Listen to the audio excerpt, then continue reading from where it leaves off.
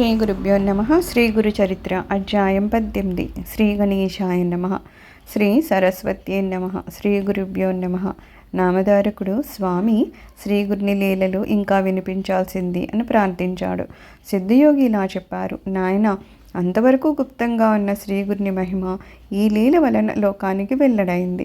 ఇక శ్రీగురుడు తమ గుప్త జీవితం విడిచిపెట్టి లోక ప్రసిద్ధుడై అక్కడ నుండి వరుణా సంగమం చేరి అక్కడి నుండి కృష్ణా తీరంలోనున్న తీర్థాలలో స్నానం చేస్తూ కృష్ణ పంచనది సంగమానికి వెళ్ళి అక్కడ 12 సంవత్సరాలు నివసించారు. అక్కడ శివ, భద్ర, భోగవతి, కుంభి, సరస్వతి అను మహాపవిత్రమైన 5 నదులు ఒక్కటై కృష్ణా నదిలో కలుస్తాయి. అందువలన దీని మహిమ పురాణాల్లో కూడా మనోహర తీర్థమని ఎంతగానో కీర్తించబడింది. అక్కడెన్నో తీర్థాలు ఉన్నాయి. అక్కడి నుండి తూర్పున అమరపురం అనే గ్రామంలో అమరేశ్వరుడు, ఆయన సన్నిధిలో 64 మంది యోగిన్లు నివసిస్తున్నారు. అచ్చటి అమరేశ్వర లింగం సాక్షాత్తు కాశీ విశ్వేశ్వరుడే. అక్కడ వేణి నదితో కలిసిన కృష్ణ దక్షిణ దిక్కుగా ప్రవహిస్తూ ఉంది. అక్కడకు ఉత్తర దిక్కున శుక్లతీర్థము, ఉదుంబర వృక్షము దగ్గర పాపనాశ తీర్థము, కామ్యతీర్థము, వరద తీర్థము ఉన్నాయి. సంగమంలో శక్తి తీర్థము, చామర తీర్థము, కోటి తీర్థము ఉన్నాయి. అవన్నీ అపారమైన మహిమ గలవే. అచ్చటి కృష్ణ పంచగంగలో స్నానం చేస్తే సర్వకార్యాలు నెరవేరుతాయి. అది గొప్ప తీర్థక్షేత్రము. దాని దర్శనం చేతనే అభీష్టాలు నెరవేరుతాయి. అచ్చటి మేడి చెట్లు సాక్షాత్తు కల్పవృక్షము. ఆ క్షేత్ర మహిమను వెల్లడి చేయడానికి శ్రీగురుడు అక్కడ అంతకాలం నివసించారు. శ్రీ నృసింహ సరస్వతి స్వామి ప్రతిరోజు భిక్షకు అమరపురానికి వెళ్తూ ఉండేవారు. ఆ గ్రామంలో ఒక నిరుపేద బ్రాహ్మణుడు ఉండేవాడు.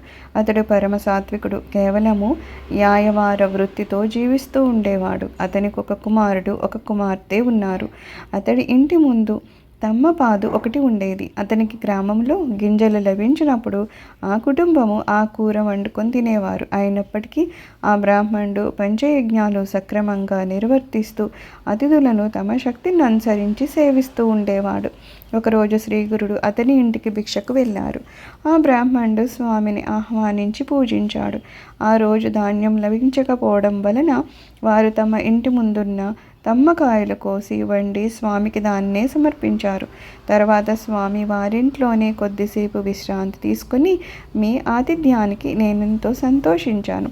నేటితో మీ దారిద్ర్యం తీరిపోతుందని చెప్పి నిండుగా కాచిన ఆ పాదును పీకివేసి దాని కొమ్మలను త్రుంచివేస్తూ త్వరగా వెళ్ళిపోయారు. అది చూసి ఆ ఇల్లాలు ఎంతో దుఃఖించి, అయ్యో స్వామికి ఈరోజు మనం చేసిన అపరాధం ఏంటి? మనకు జీవనాధారమైన ఈ పాదుని పీకేసారే, మనం జీవించేదెలా అని బాధపడుతూ ఉంటే, ఆ బ్రాహ్మణుడు సర్వము ఈశ్వరీచ్ఛ వలన మన ప్రారంధాన్ని అనుసరించి జరుగుతోంది. చీమల దగ్గర నుండి సర్వజీవులకు ఆయువు, ఆహారము ప్రసాదిస్తున్నాడే కానీ ఆయన మనకెందుకు కీడు చేస్తారు? ఏదైనా మన కర్మను అనుసరించే జరుగుతుంది. నీవు బాధపడద్దు అని ఆమెను ఓదార్చి దాన్ని తిరిగి నాటాలని ఆ పాదు మొదట్లో తవ్వారు. గడ్డపారకు ఒక లోహ పాత్ర తగిలిన శబ్దం వచ్చింది. అక్కడ త్రవ్వి చూస్తే ఒక రాగి బిందె నిండుగా బంగారు నాణాలున్నాయి. అతడెంతో సంతోషంతో దాన్ని తన భార్యకు చూపించి, చూసావా, స్వామి ఈ లతను పీకివేయడం వల్లనే ఈ నిధి మనకు దొరికింది. ఆయన సాక్షాత్తు పరమేశ్వరుడే అని చెప్పారు. వెంటనే ఆ దంపతులు శ్రీగురిని దర్శించి ఆ వృత్తాంతం ఆయనకు విన్నవించారు.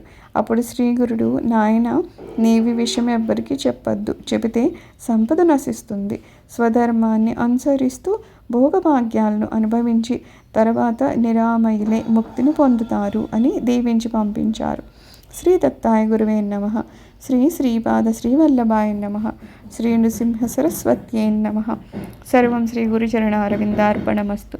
లోకా సమస్తా సుఖినో భవంతు. ఓం శాంతి శాంతి శాంతి.